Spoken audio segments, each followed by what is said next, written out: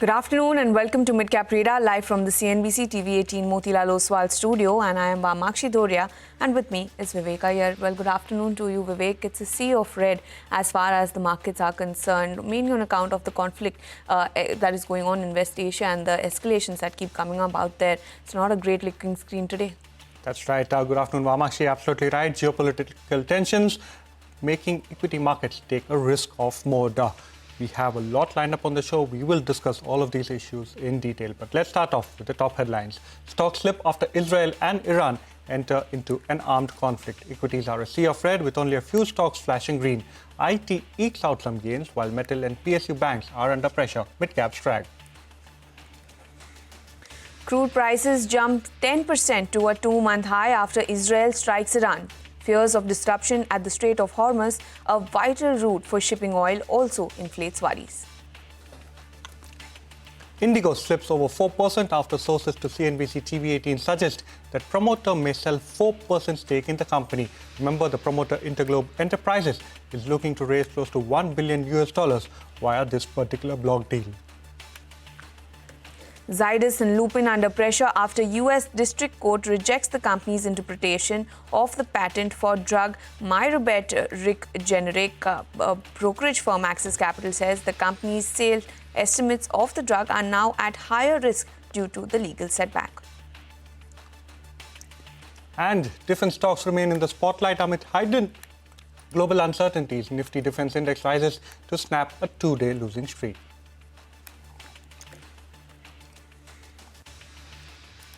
Well, it's not a great day for trade. The Nifty is, trading just about the 24,700 mark. When we look at the advanced decline ratio as well, many more stocks declining as compared to the ones that are advancing. The mid-cap end of the market too not doing too well, although the cut on the mid-cap index is not as much as the one that we saw on the benchmark indices, but we've seen a fair bit of recovery from the day's lowest point. As far as some mid-caps are concerned, pull up the chart for Escorts Kubota because the stock has seen a recovery of almost 14% from the day's lowest point.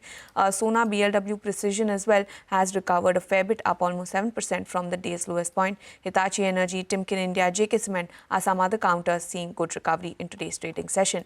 But let's move on to our special segment then, Midcap Movers. Hormaz is across the wall and he will be taking us through the midcaps that are moving around in trade. Good afternoon, Hormaz. Not such a good afternoon for the markets. Indeed, we're hoping for it would have been a good afternoon, but well, the situations demand so that the mid caps despite the recovery have more in the red than in the green. But there are certain pockets that are bucking the trend today, and defense is one of them. Be it the likes of Paras Defense, be it Mascot Dog, Zen Technologies, Garden Reach off the highs of the day, but still some shade of green despite the losses that you are seeing in the other pockets of the market. It's some of the others, the Jubilant Group stocks were in focus earlier today because of the block deals that took place. And take a look at the reactions here.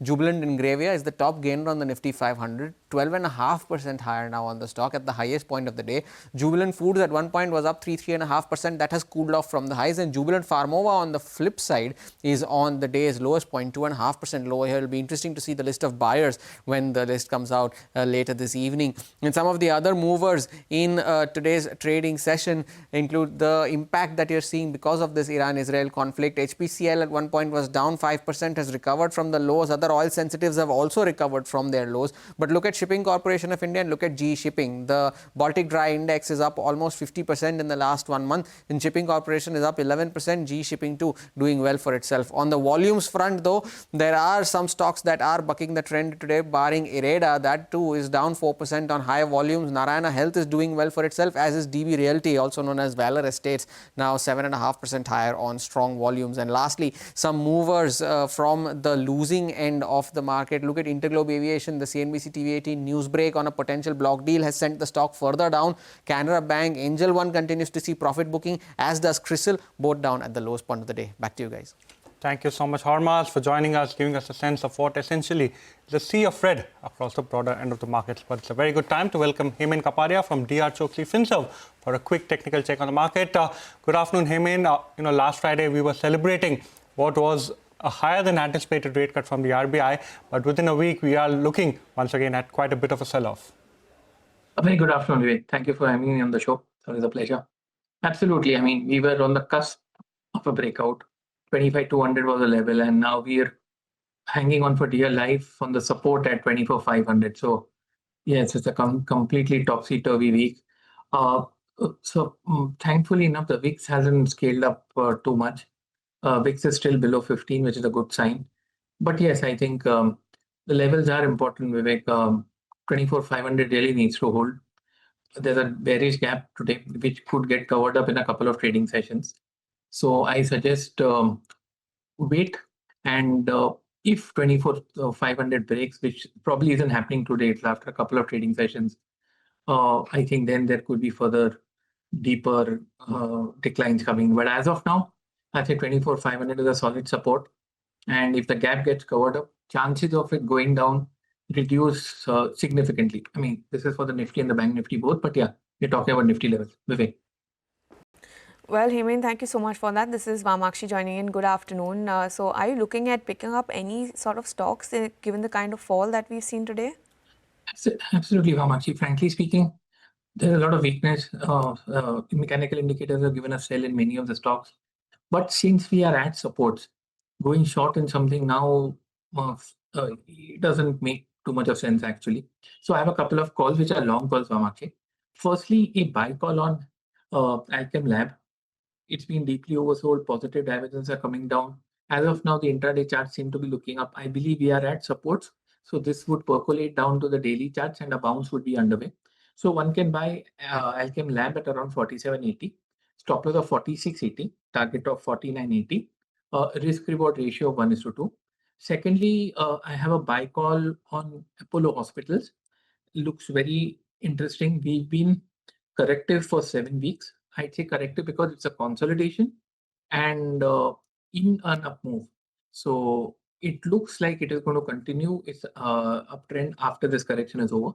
So one can buy Apollo Hospitals at 7,000, stop loss 68.50, target of 7,300.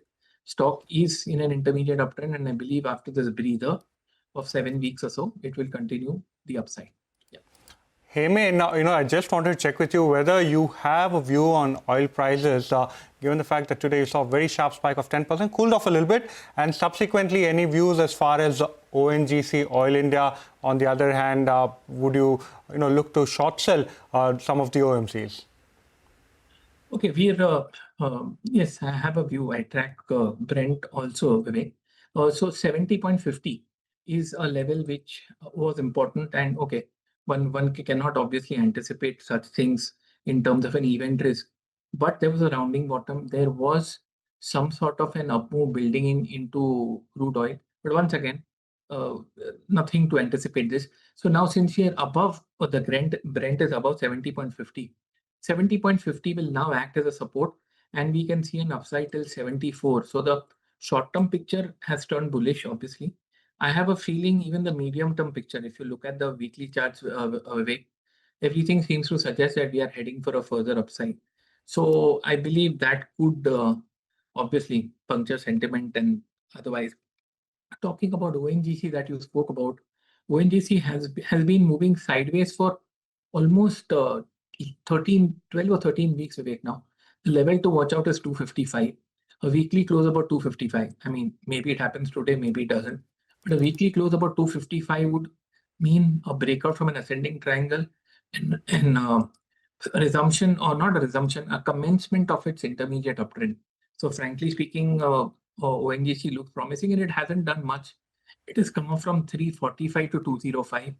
Now we're on the bend and we are bouncing. And as for Oil India, intermediate uptrend in place, close to resistance levels at 490, but the setup is positive. It's been down for months, Vivek. If you see, it's come up from 750 to what?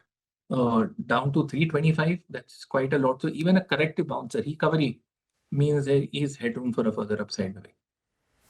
Well, thank you so much for that, Hemant. But before we slip into a very short break, let's pull up the chart for Manappuram as well as Muthoot. Both of these counters have actually managed to hit an all-time high today. And given the kind of weakness that we're seeing in the market, very strong moves on both of these counters, Manappuram as well as Muthoot Finance, both of them seeing a good uptick of almost 2%. But as we slip into a short break, let me highlight something for you. Unlock a new dimension of business intelligence with CNBC-TV18's Access, our premium premium members-only experience on CNBC-TV18.com. From market-moving insights and thought leadership to exclusive access to marquee events, journalist interactions, studio tours, and high-impact learning solutions, this is truly an elevated experience, with members also enjoying curated lifestyle privileges and perks. The power of insight, the privilege of access, exclusivity, experiences, and influence. Yours to claim. Become a member. Log on to cnbctv18.com/access/plans.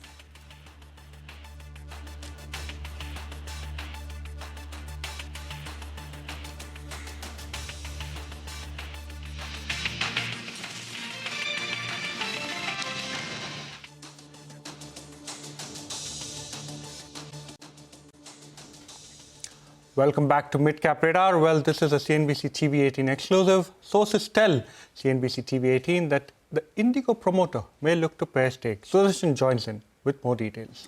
Another block deal in Indigo is likely to take place very soon, and this time it's not Rakesh Gangwal but another promoter, that is Interglobe Enterprises, or say Rahul Bhatia, which may likely to sell 4% stake to raise around $1 billion, and this can take place very soon. So currently Interglobe Enterprises holds around 35.7% in the company, and if this block deal happens, the stake of Interglobe Enterprises will come down to nearly 32%. Remember, the same time in 2024, Rahul Bhatia had sold 2% stake to raise around 3,370 crore, and that time the price of stake sale was around rupees 4,362 per share, and since then stock price of Indigo is surged more than 20%, and today it's trading at 5,200 per share. Now, apart from this, Rakesh Gangwal, if you remember, in 2022, he had announced that he would be reducing the stake in the company on a gradual basis.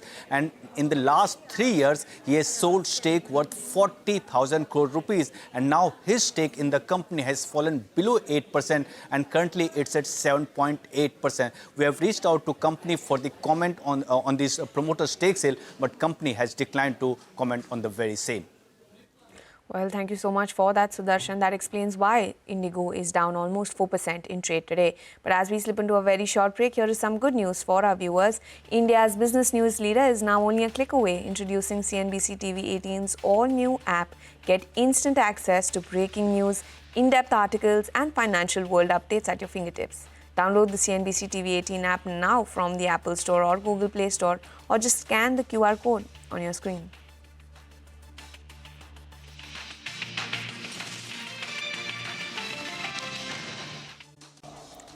Welcome back. You're watching Midcap Radar on CNBC TV18. Let's put the spotlight on some pharma stocks. Lupin and Zydus Life are under pressure today as both generic companies have received a setback from US District Court over Myribetriq drug. Ekta has all the details with us. Ekta? Thanks for that. Well, yes, this is with regards to Myribetriq generic, which is a drug which is used for overactive bladders and which both these companies have launched at risk in the US markets. Now, the latest is that the US District Court has rejected the generic company's interpretation of a particular patent, which is 189, for the drug generic Myribetriq.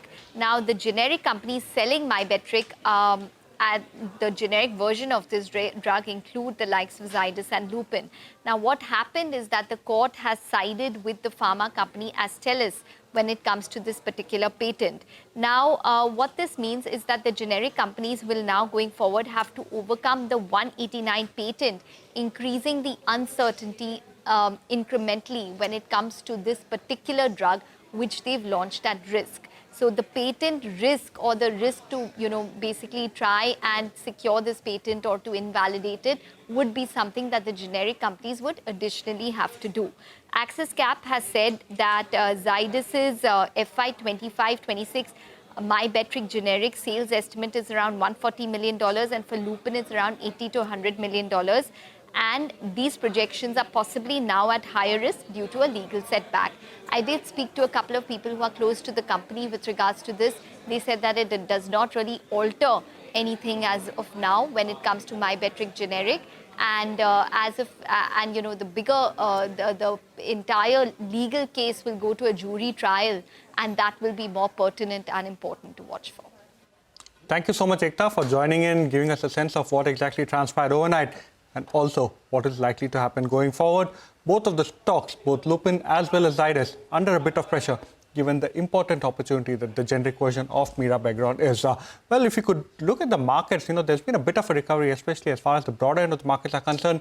Select stocks have recovered quite sharply. Have a look at DMart or Avenue Supermarts, that particular stock now trading near the day's highest point. Some of the other capital goods as well as consumer durable names also have recovered. But with that, it's all the time we have on this edition of Midcap Radar. Your stocks when we return.